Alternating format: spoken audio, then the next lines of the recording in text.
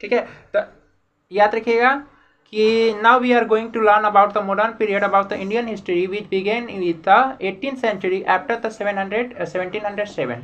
ठीक है, after the, बोलिए मेरे साथ, 18th century after 1707। एशिया में कब से कब तक मेडिवल पीरियड था? 5 to 15। Asia 8 to 18। और यूरोप में 5 to 15। 5 to 15, सही है।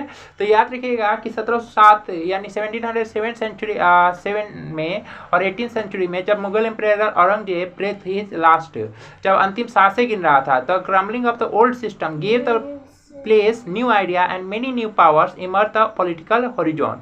ध्यान दीजिएगा कि रूढ़िवादों को तोड़ करके नए आइडिया को जन्म दिया गया और नई आइडिया के साथ में नया पावर एकत्र हो गया था, इमर्ज हो गया था, पॉलिटिकल हॉरिजॉन। और ये पॉलिटिकल एक मतलब कि मापदंड बना दिया था, एक पॉलिटिकल पावर भी बना दिया था। क्लियर है? नए नए आइडिया कि लोगों को कैसे भला करें, कैसे हम लोग एथी करें, कैसे अपने आप को बढ़ावा दें। क्लियर है ना? The ever changing political scenario heralded, कभी भी जो चेंजिंग हुआ था पॉलिटिकल सिनारियो में, the dawn the modern period specially with the coming the Europeans to India, जितना भी देखिए चेंजिंग हुआ था पॉलिटिकल सिनारियो में, heralded dawn of the modern period, वो सारा का सारा जो है डाउन होता चला गया। स्पेशली खास करके तब जब यूरोपियन इंडिया में आए थे।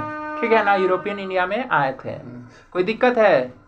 During this period, India was exploited politically, socially, and economically and culturally। ध्यान दीजिएगा कि यहाँ पर इंडिया को बहुत तरीकों से एक्सप्लॉइट किया जा रहा था। एक्सप्लॉइट किया जा रहा था जैसे पॉलिटिकली भी, सोशली भी, इकोनॉमिक, मतलब शोषण करना, अब जब उसका चूस लेना, कैसे तो पावर को चूस ले रहे थे, पैसे को चूस लेते थे। समझ में आ गया? कोई दिक्कत नहीं?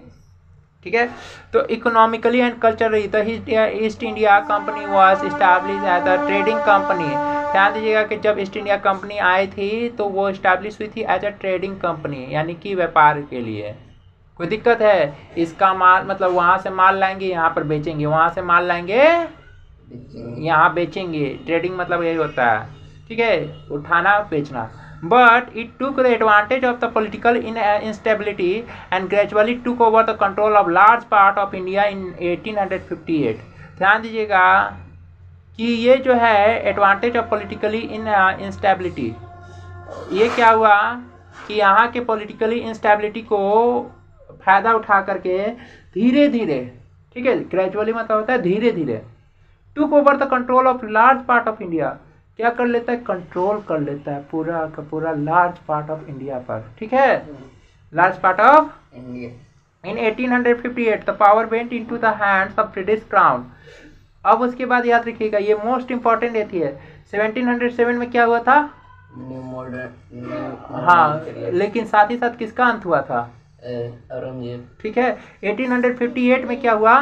याद रखिएगा 1857 में लड़ाई हुआ था। 1857 में रिवॉल्ट ऑफ द मतलब रिवॉल्ट हुआ था सैनिक, जिसको हम लोग रिवॉल्ट ऑफ द आर्मीज भी बोल सकते हैं। मंगल पांडे उसमें पार्टिसिपेट किए थे और रानी लक्ष्मीबाई, वीर कुंवर सिंह यहाँ से, ठीक ना, सन 1857 की क्रांति, जिसे गदर भी कहा गया है। तो उसके बाद 1 साल बाद ये पावर चला गया था ब्रिटिश क्राउन में। ठीक है ना, ब्रिटिश क्राउन यानी कि रानी के हाथों में चला गया था। पहले किसके हाथ में था? ईस्ट इंडिया कंपनी के हाथ में था। पहले किसके हाथ में था control? East India company British है ना, अंग्रेजों के हाथ में था, तो वो मनमाना करते थे ना। रानी के हाथ में चला गया तो वो थोड़ा सोचे कि लॉजिक लगाएगी कि हमको कैसे अति करना है। किसी एक के हाथ में सत्ता रहे तो उड़ जाती है, और अगर अनेक के हाथ में सत्ता रहे तो उड़ जाती है। जो आएगा बचा के जाएगा। नहीं समझे? देखिए,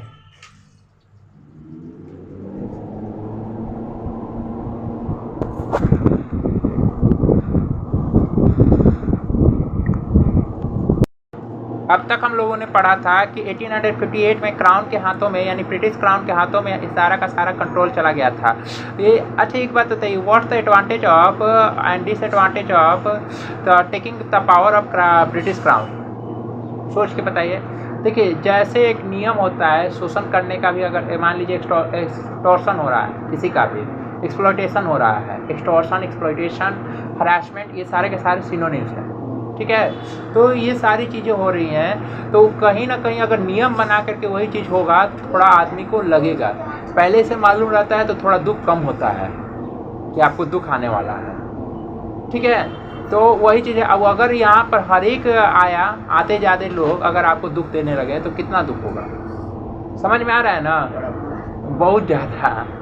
आते जाते यानी ब्रिटिशर्स का रूल था, वो आते जाते किसी को भी उठवा लेते थे, किसी को भी यदि कर सकते थे, किसी को भी कुछ भी कर सकते थे, ये तो मालूम है। लेकिन रानी के आदेश के अनुसार अब कोई उठा नहीं सकता था, किसी की संपत्ति कोई हड़प नहीं सकता था, क्लियर है ना। रानी जो चाहेगी वही करवा सकती है, ठीक है। कोई महिला पर अत्याचार नहीं हो सकता था, कोई दिक्कत।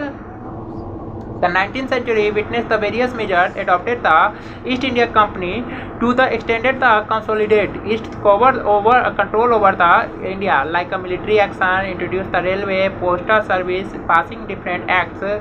The revolt of the 1857 was the major event, but the colonial power suppressed in the ruthlessly, ठीक है ना, suppressed its ruthlessly. The British rule continued over the India, but the discontentment against the colonial power strengthened the national movement. The establishment of Indian National Congress in 1885 had the far-reaching effects. ध्यान दीजिएगा कि 1857 में लड़ाई हुआ था, जिसके कारण 1858 में रानी के हाथों में चला गया था। अब 1857 में रिवॉल्ट जो हुआ था उसको इतना मतलब कि कठोरता से दबाया गया था ना, इतना कठोरता से, कई सारी जानें गई थी, कई सारे देशभक्त हमारे शहीद हुए थे। हाँ, मंगल पांडे का नाम सुने होंगे।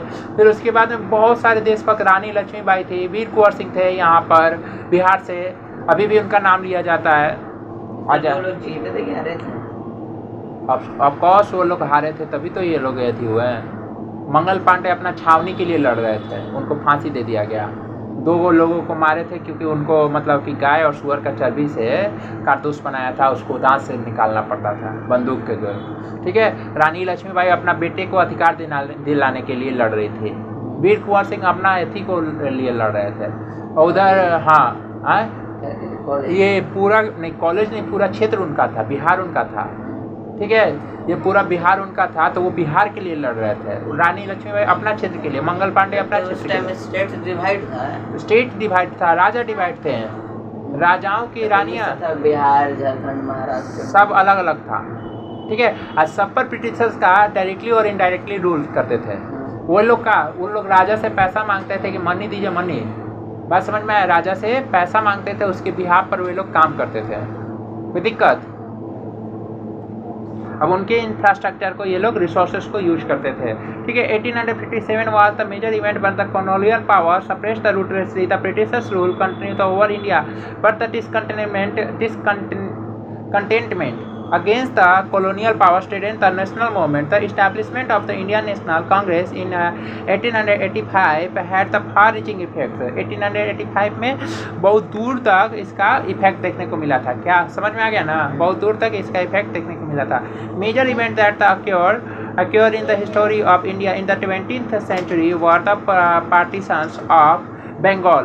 ध्यान दीजिएगा कि देखिए 1885 में कांग्रेस का इस्टेब्लिशमेंट हुआ था, ये डेट याद रखिएगा, 1857, 1858, 1770 और 1885 में कांग्रेस का, यानी 885, यहाँ देखिए ना, 888 गौर कीजिएगा, 885 मतलब 875 77 बस 77 885 785, ठीक है, और 885 ऐसे करके याद करिएगा ना, तो अपने आप डेटे के साथ खेलिएगा, मज़ा आ जाएगा, ठीक है। Major event that occurred the history of the India 20th century were the partition of the Bengal, formation the Muslim League, Home Rule Leagues, Jallianwala Bagh massacres, ठीक है। इसके बारे में बताया था ना कि लगभग 1500 इंडियन और 500 ब्रिटिशर्स गोले से बैठ कर थे और धड़ाधड़ गोली थी, ठीक है। अब यहाँ पर जो लोग गोली से नहीं हुए थे वो भगदड़ में मच गए थे। अब जो लोग भगदड़ से बच गए थे वो एक छोटा सा कुआं था, उसमें जा कर के कूद गए थे। उसी में एक हमारे बचे हुए थे सरदार, जो जा कर के वहाँ लंदन जा कर के, ये जो था ना, क्या नाम था उसका, गोली से भून दिए थे, रॉलेट एक्ट लाने वाले का नाम भूल रहे हैं हम, उसका नाम हम कैसे भूल गए, काला कानून भी बोला गया इसको, ठीक है। Mahatma Gandhi was the many others national leaders the freedom movement against the Britishers. Unfortunately India was divided into the two country, India and Pakistan, ध्यान दीजिएगा। और after that India, Pakistan and Bangladesh. India जो है दो भागों में बट गया था, ठीक है, इंडिया एंड पाकिस्तान। पहले बांग्लादेश ईस्टर्न पाकिस्तान हुआ करता था। स्ट्रॉबेरी, STRAWBERRAWBERRY,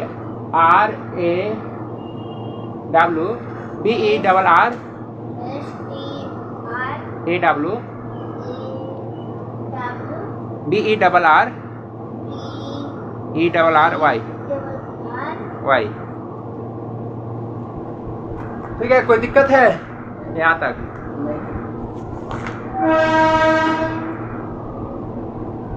समझ में आ गया? India and Pakistan, you know that the remains the past like the building,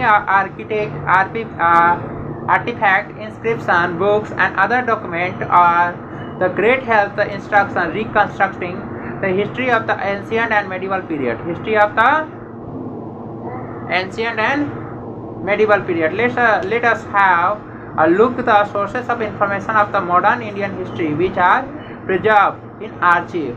ठीक है, archive. You can see them, the read most of them. British document. The British rule over the India for almost 200 years. The records, the reform, the Marley Minto reforms 1909. ठीक है, 1909. ठीक है, double आ रहा है, ठीक है ना। रिपोर्ट था साइमन कमीशन 1929। याद रखिएगा 13 अप्रैल 1919 को आया था, ये हत्याकांड हुआ था, जलियांवाला बाग मैसकर, ठीक है, 13 अप्रैल 1919, ठीक है। तो यहाँ पर मार्ले मिंटो रिफॉर्म्स जो आया था उसमें क्या था ना कि किसी को उठा लिया जाता है, किसी को बिना बताए उठा लिया जाएगा। 1909 में रिपोर्ट था साइमन कमीशन, और उसके बाद 1929 में साइमन कमीशन आया था, जिसके बिहाफ पर आपको पता चलेगा कि कैसे मतलब इंडिया को यहाँ पर कॉलोनियल पावर से अपना मतलब कि कुछ पावर देने का बात कहा गया था, ठीक है। ये अपना चूज कर सकते हैं, लेकिन ब्रिटिशर्स के अगेंस्ट ही रहना पड़ेगा आपको, ब्रिटिशर्स के मतलब कि अधीन ही रहना पड़ेगा। समझ में आ गया? कहने का मतलब है कि आपको ब्रिटिशर्स के अंडर में ही वर्क करना पड़ेगा। आप अपना जो चीफ है जैसे प्राइम मिनिस्टर है उसको चूज कर सकते हैं, लेकिन वहाँ लॉ एंड ऑर्डर पास करने के लिए ब्रिटिशर्स का परमिशन लेना कंपलसरी है।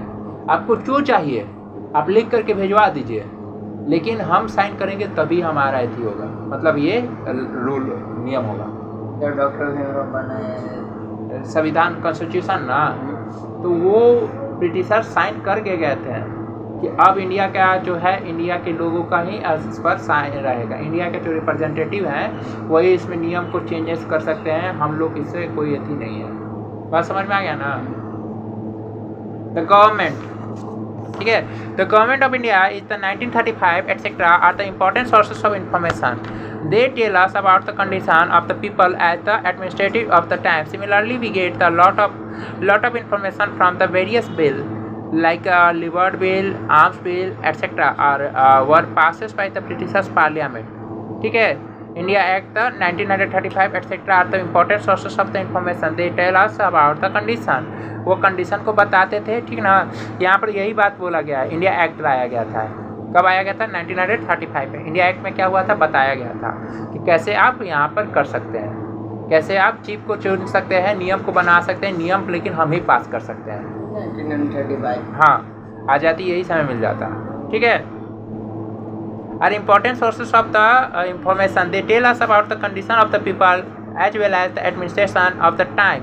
एडमिनिस्ट्रेशन ऑफ द टाइम, कैसे वहाँ का सारा चुनाव होता था, कैसे लोग वहाँ पर इलेक्ट होते थे, कैसे सिलेक्ट होते थे, जो यूपीएससी वगैरह उस समय भी चलता था, सिविल सर्विस एग्जाम, ठीक है। Similarly we get of the lot of information from the various bills like the Ilbert bill, arms bill etcetera that were passes by the Britishers parliament. ये सारे के सारे पास कहाँ किए गए थे? ब्रिटिशर्स पार्लियामेंट में। कहाँ पर किए गए थे?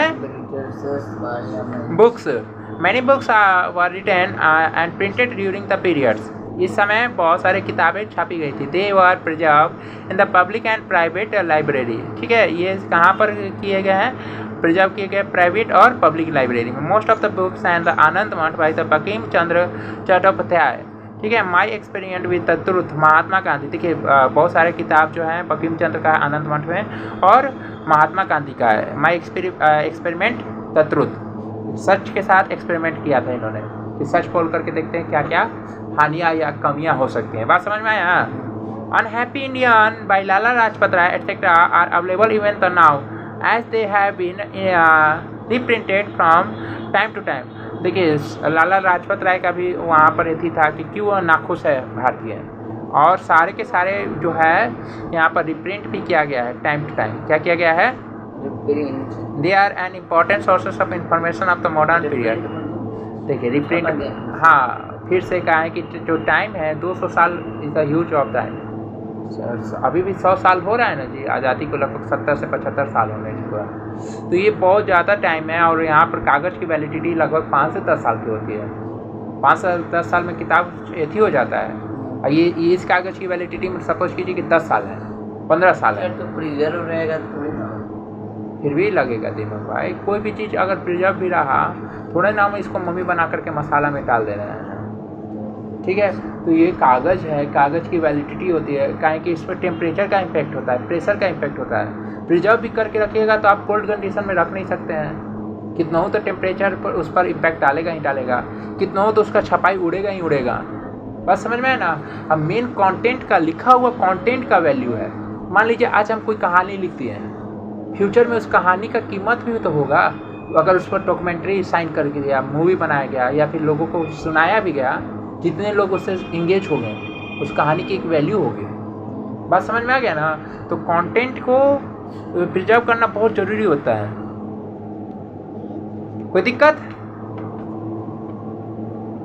They are important sources of the information modern period. The poetry and prose, the drama, story, and autographic, biographic written in the duration. This give us insight into the condition of the that time. ठीक है, ये सारे के सारे उस समय का condition को बताते थे। कोई दिक्कत है?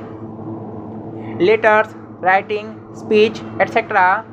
They provide the information about the development that took place during the particular periods. For example, the collection of the writing of Gandhi ji and the Gandhi Smriti near Rajghat. ठीक है, वहाँ पर जितना भी कलेक्शन रखा गया है गांधी स्मृति के पास राजघाट में, जहाँ पर उनको एथी किया गया था। ठीक है, which is ones of the biggest museum of the Gandhi ji has a library with around the 60,000 books. 60,000 किताबें वहाँ पर रखी है। It also has about the 6,000 original photographs of the Gandhi ji, और लगभग 6,000 से ज़्यादा फोटोग्राफ्स होंगे। सोचिए उस समय हर एक फोटोग्राफर उनके साथ घूमता होगा, गांधी जी इस मोमेंट पे, उस मोमेंट पे, वहाँ पर इतना पॉपुलर होंगे। आज मोबाइल में हम लोग 6,000 में नहीं फ़ोटो रखते हैं, गांधी जी का वहाँ पर फोटो हर एक एंगल से खींचा गया है। सोचिए कितना एथी किए होंगे।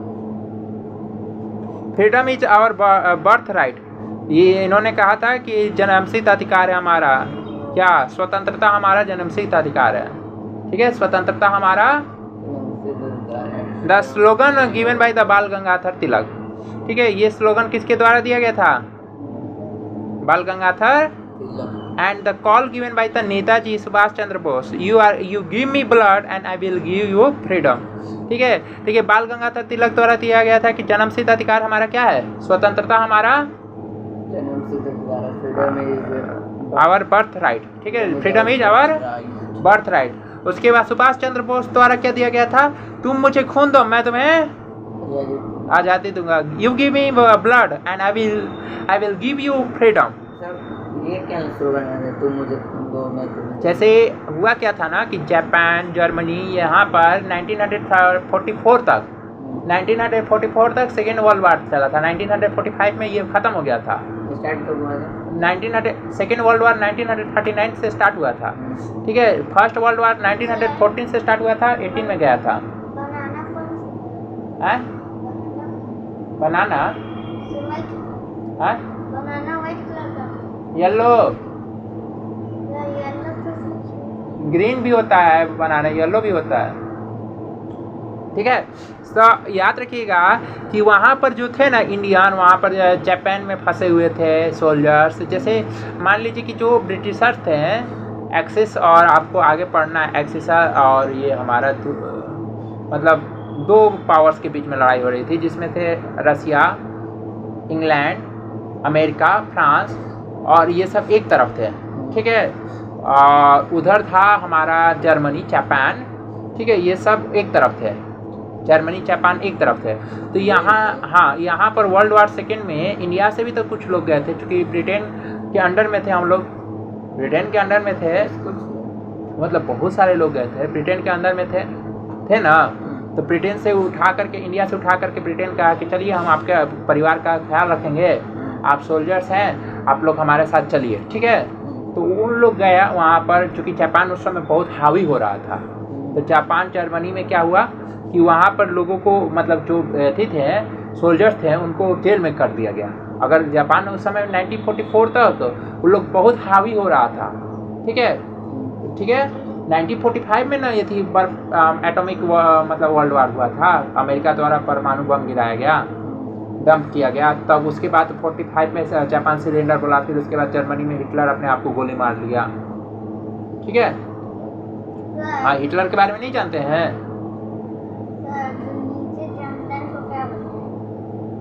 क्रीपर, या फिर आप खास पतवार पैथागोर, इसको कुछ और भी विट्स, रिमूवल द विट्स, हाँ विट्स भी बोला जाता है, लेकिन क्रीपर आप लिख सकते हैं। जो गया ये अंगूर का लतर उतर होता है ना, उसको क्रीपर्स बोलते हैं। हाँ जी, तो समझ में आ गया ना। जर्मनी का मेन कौन था? ठीक है, जापान। तो जापान और जर्मनी में दोस्ती थी, जापान जर्मनी में क्या थी?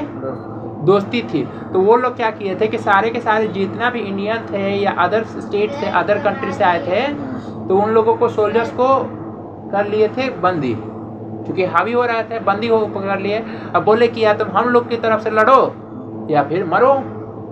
तो फिर यहाँ पर नेताजी सुभाष चंद्र बोस गए, ठीक है, अफ्रीका वाला रास्ता से होते हुए, अफगानिस्तान वाला रास्ता से होते हुए, और सुभाष चंद्र बोस गए और वहाँ पर उन लोग को बताएं कि देखिए आप लोग यहाँ पर भी मर जाइएगा, और अपने देश के लिए अगर लड़ करके मरते हैं तो आप लोग को, तो वो लोग बोला कि हम लोग का बाल बच्चा, तो देखिए वो लोग बोले कि जब अंग्रेजों के गुलाम में रहेंगे तो उससे भी बाल बच्चा तो मरिए जाएंगे। अगर आपके अधिकार में रहेंगे, अगर हम लोग स्वतंत्रता यदि हुए, ऐसे भी आप लोग जब मेन हैं, घर के मेन ही हैं, और अंग्रेज लोग तो देने वाला कुछ नहीं है। बात समझ में आ गया? अंग्रेज लोग तो कुछ देने वाला नहीं है। तो आप क्या कीजिए कि अपने देश के लिए लड़िए ना। जापान हम लोग को, जर्मनी हम लोग को राशन पता ही देवे करेगा, खाने पीने का सामान देगा, ठीक है, बना लिए जी सारा। दिखाइए, जापान जर्मनी खाने पीने के लिए सामान देगा, हथियार वेपन सब देगा। तो डायरेक्टली वो लास्ट टाइम आते आते यही बोले थे कि तुम मुझे खून दो, यानी अपना बलिदान दो, अपना से दो, मैं तुम्हें आज़ादी दिलाऊंगा, मैं तुम्हें आज़ादी, यानी तुम्हें, मतलब मर जाएंगे वो लोग तो आज़ादी किसको देंगे? तो उनके बाल बच्चों, उनके पीढ़ियों को। बात समझ में आया ना? उनके पीढ़ियों को। क्लियर है? चलिए यहाँ तक पढ़ लीजिए, उसके बाद हम आगे ये करेंगे। जहाँ पर डाउट होगा वहाँ पेंसिल से मार्क कर दीजिएगा।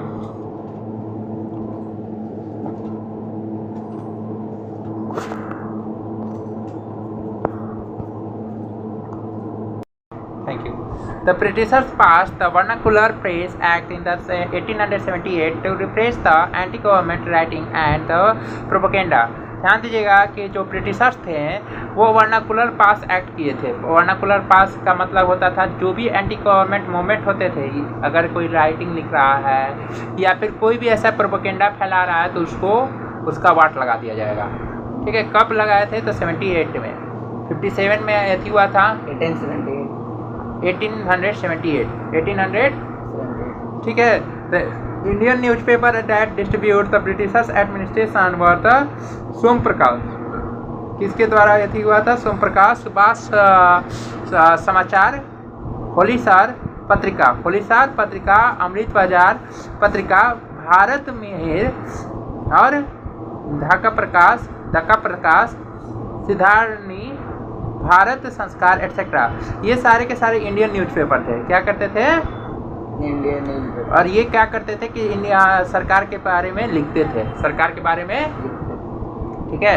Administrative report of the government, ध्यान दीजिएगा कि जो भी मतलब जितने भी एडमिनिस्ट्रेटिव, जैसे हमारे डीएम हो गए, डीएम साहब हो गए, ठीक है, एसपी साहब हो गए, तो उनके जिले में जितना भी काम हो रहा है सारा का सारा डेटा को क्या करते हुए वहाँ पर जा कर के पहुँचवाते हैं। समझ में आ गया ना, वहाँ पर जा कर के पहुँचवाते हैं। तो किसको पहुँचवाते हैं? तो गवर्नमेंट को डेटा देते हैं, ताकि डेटा का कहीं पर मतलब कि डेटा को गवर्नमेंट पढ़े, रीड करे और उसके अनुसार वो उनके बारे में बताए कि क्या एक्शन लेना है।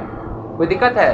तो उसी तरह से यहाँ पर भी होता था administrative report of the government. The administrative report of the government on the tribes, caste and land revenue settlement are also important sources of the information. देखिए, जातियों के बीच में, कास्ट के बीच में और हमारे लैंड रेवेन्यू के बीच में जो भी सेटलमेंट होते थे वो सारे के सारे इंफॉर्मेशन एकत्र करके वहाँ पर भेजा जाता था गवर्नमेंट को। कोई दिक्कत है? The basic objective behind the survey and reports of the British government was to learn about the India before it could be administered effectively. For example, report on the survey and settlement operation in the district Champaran. ध्यान दीजिएगा, district of Champaran 1913 से 1919 बिहार, ठीक है। यहाँ पर कुछ ऐसा हुआ था, यहाँ के किसानों के लिए बदहाली आ गई थी, ठीक है, जब यहाँ पर ये वाला नियम आ गया था। The basic objective behind the survey of the reports British government was to learn about the India before could be administrative effective. For example, report on the survey settlement operation district of Champaran, ठीक है, district of Champaran, हाँ, इन बिहार 13 से 19 तक। Internet और database, ध्यान दीजिएगा कि अब ये सारे के सारे कहाँ पर उपलब्ध है? तो इंटरनेट पर अपने डेटाबेस के थ्रू ये सारे के सारे एक्सेस मिल जाएंगे।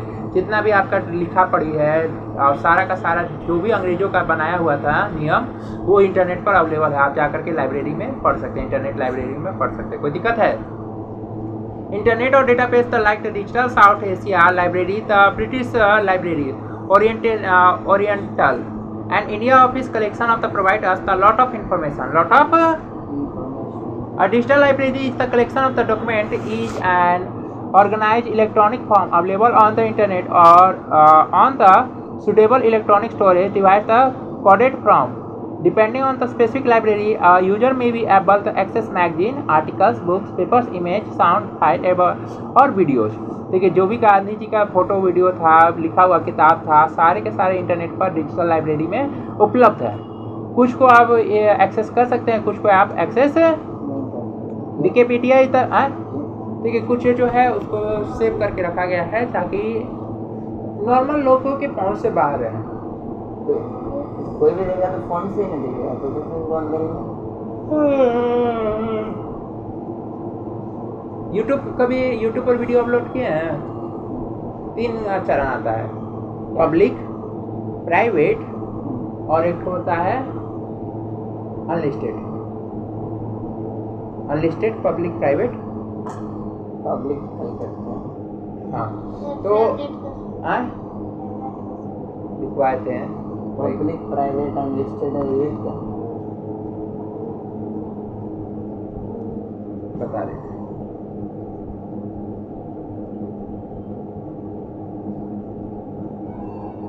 देखिए, प्राइवेट का मतलब होता है कि जिस वीडियो को हम अपलोड किए हैं उसको सिर्फ हम ही देख सकते हैं, ठीक है। प्राइवेट का मतलब जिस वीडियो को हम अपलोड किए उसको सिर्फ हम ही देखते हैं। क्रिएटर लोग इसका यूज करता है ताकि इसमें कोई कमियां त्रुटियां हो या कॉपीराइट कंटेंट आ जाए तो तुरंत इसको डिलीट किया जा सके, ताकि लोग ऐसा फील ना करें कि कहीं इसका वाट लग गया है, मतलब कि कहीं ये लोग चुरा करके वीडियो डाले हैं। बात समझ में आ गया ना? क्योंकि आपको मालूम है कि एक एक्सेस से मतलब कि एक वीडियो बनाने के लिए कहीं ना कहीं इधर से उधर से जुगाड़ किया जाता है, कुछ फोटो का, वीडियो का, या फिर कुछ थीम्स या कंटेंट जो भी हम लोग बोलते हैं। प्राइवेट ही करना ज़्यादा, यूट्यूब में डाला जाना, बाद में इसको पब्लिक करेंगे। हाँ, जब इसका थी सारा चीज़ देख लेंगे ना, 2 दिन 3 दिन देख करके कि कॉपीराइट इशू नहीं आ रहा है, सारा चीज़ नहीं आ रहा है, यूट्यूब भी अपने तरफ से अप्रूवल कर दिया, कोई हमको दिक्कत नहीं आ रहा है, तो 4 लोगों को अपने से दिखाएंगे, अपने मोबाइल से ही दिखाएंगे। बात समझ में आ गया ना कि अपने मोबाइल से 2-4 लोगों को। फिर उसके बाद अनलिस्टेड करेंगे। क्या करेंगे? अनलिस्टेड। अनलिस्टेड में होता क्या है कि आप जो है और भी मतलब जितने लोगों को सेंड करिएगा उतना ही लोगों तक आपका ये रीच पड़ेगा। दूसरा और कोई देख नहीं सकता, आपका सब्सक्राइबर या व्यूवर नहीं देख सकता है अनलिस्टेड में। बात समझ में आ गया ना? जितने लोगों को सेंड करिएगा, हाँ बनाइए आप अपना, ठीक है, जितने लोगों को आप किसी भी मीडियम से सेंड करिए तो उससे आप कहती है। अब वो लोग का फीडबैक समझ में आ गया? यहाँ पर प्राइवेट किए अपने मेंटर्स या अपने जो भी है बनाने वालों को, क्रिएटर्स को दिखाने के लिए। अनलिस्टेड किए अपने चाहने वालों को दिखाने के लिए, उनका फीडबैक लेने के लिए। फिर उसके बाद में पब्लिक कर दिए। क्या कर दिए? वाह, पब्लिक कर दिए। समझ में आ गया ना? इससे क्या हो गया कि पूरा दुनिया का फीडबैक आपके पास आ गया। क्लियर है? तो इससे क्या होता है, यही चीज है कि अगर मान लीजिए कुछ एडमिनिस्ट्रेटिव है तो वो उस एडमिनिस्ट्रेटिव वर्क के लिए होगा। समझ में आ गया ना? वो पब्लिक के पास जाएगा तो वो नुकसान ही पहुंचाएगा। पब्लिक के पास जाएगा तो नुकसान पहुंचाएगा। तो जिस एडमिनिस्ट्रेटिव चुने लोग होते हैं उनको कुछ गुप्त बातें सिखाई जाती हैं। एडमिनिस्ट्रेटिव क्या होते हैं? चुने लोग होते हैं, उनको कुछ गुप्त बातें सिखाई जाती हैं। प्राइवेट क्या होता है? प्राइवेट जो है उन लोगों को, प्राइवेट लोगों को क्या होता है कि यहाँ पर हमारा हाँ कुछ बातें गुप्त होनी चाहिए। जैसे मान लीजिए कि नेहरू खानदान के बारे में, तो वो लोग सोनिया गांधी देख सकते हैं, उस एक्सेस कर सकते हैं। सोनिया गांधी, राहुल गांधी, राजीव गांधी, क्योंकि उन लोग का फैमिली मैटर है। बात समझ में आ गया ना? वो प्राइवेट मैटर है, वो जो पब्लिक में लीगली नहीं करना चाहते हैं। मान लीजिए कि कोई आदमी है शादी के बाद हनीमून गया, तो ये सब सही नहीं ना है किसी को बताना है, तो वो प्राइवेट बातें हैं। कुछ लड़ाई झगड़ा होता है तो वो सब भी लोग ऐसे करते हैं। समझ में आ गया जी? कोई दिक्कत है? ठीक है, तो हम लोग डिजिटल लाइब्रेरी पढ़ लिए, विकिपीडिया पढ़ लिए, ठीक ना? Old building of the artificial and the people, ठीक है, old building of the artefacts and people, the architectural style of old buildings, artefacts and the people of that periods also tell us the tales of the past.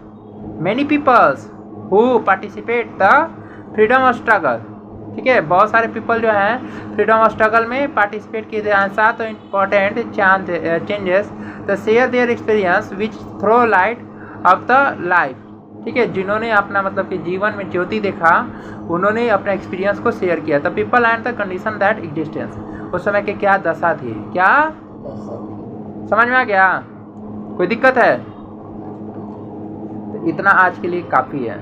Victoria of the terminus Mumbai, gateway of the India Mumbai, Victoria of the memorial Kolkata, Rashtrapati Bhavan new Delhi.